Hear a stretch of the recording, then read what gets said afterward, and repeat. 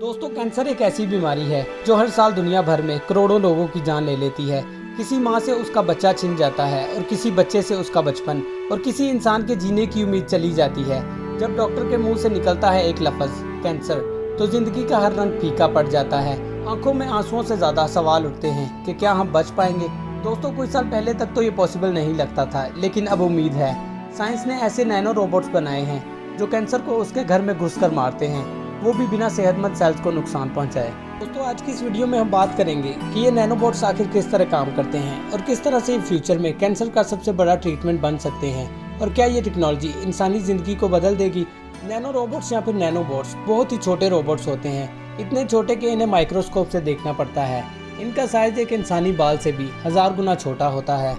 ये robot specially design किए जाते हैं ताकि वो ब्लड स्ट्रीम में फ्रीली मूव कर सकें और अपने टारगेट तक बहुत ही आसानी से पहुंच सकें, यानी कैंसर सेल तक। दोस्तों, साइंटिस्ट ने इन रोबोट्स को इस तरह प्रोग्राम किया है कि वो कैंसर सेल के स्पेसिफिक मार्कर को डिटेक्ट कर लेते हैं। जैसे ही कोई नैनो रोबोट किसी कैंसर के करीब जाता है तो वो उसे पहचान लेता है। फिर यहाँ तो ये नैनोबोट कैंसर के सेल के अंदर चला जाता है और उसमें मेडिसिन इंजेक्ट करता है, या फिर एक छोटी सी हीट या फिर एक केमिकल रिलीज करता है जो कैंसर सेल को उसी वक्त डिस्ट्रॉय कर देता है। ये हेल्थी सेल्स को बिल्कुल इग्नोर कर देता है, मतलब इसका कोई भी साइड इफेक्ट नहीं, ना ही कोई हेयर फॉल, ना वोमिटिंग और ना ही कोई वीकनेस, जैसा कि एक ट्रेडिशनल केमोथेरेपी में होता है। ऐसा कुछ भी नहीं होता है। 2024 में एक ब्रेक थ्रू हुआ था जब चाइना और इजराइल के साइंटिस्ट ने मिलकर एक टेस्ट किया जिसमें नैनो रोबोट्स को एक चूहे के अंदर कैंसर सेल में यूज किया गया।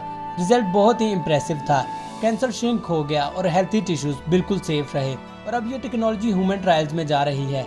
इससे पहले भी एरिजोना स्टेट यूनिवर्सिटी और हार्वर्ड के रिसर्चर ने डीएनए बेस्ड नैनोबोट्स बनाए थे जो ब्रेस्ट कैंसर सेल्स पर काम करते हैं। दोस्तों, ये नैनोबोट्स कैंसर के इलाज में बहुत ही अच्छा रेवोल्यूशन ला सकते हैं, और इसकी 3 बड़ी वजूहात भी हैं। पहला है टारगेट ट्रीटमेंट, बस कैंसर सेल्स को ही हिट करता है और किसी सेल्स को नुकसान नहीं पहुंचाता। दूसरे नंबर पर है लेस साइड इफेक्ट, यानी ट्रेडिशनल केमियो के मुकाबले में बहुत ही ज़्यादा सेफ है। और तीसरा है अर्ली डिटेक्शन, यानी कि कुछ नैनोबोट्स ऐसे भी हैं जो कैंसर को स्टार्ट होने से पहले ही डिटेक्ट कर लेते हैं। और दोस्तों, इसके अलावा आने वाले वक्त में नैनोबोट सिर्फ कैंसर ही नहीं बल्कि डायबिटीज, हार्ट ब्लॉकेज और इवन के न्यूरोलॉजिकल डिसीजेज जैसे कि अल्जाइमर का भी सोल्यूशन हो सकते हैं। लेकिन हर टेक्नोलॉजी के साथ कुछ चैलेंजेस भी होते हैं, और इसका सबसे बड़ा चैलेंज इसकी कॉस्ट होगी। फिलहाल ये प्रोसेस काफ़ी महंगा है और हर कोई इसे अफोर्ड नहीं कर सकता।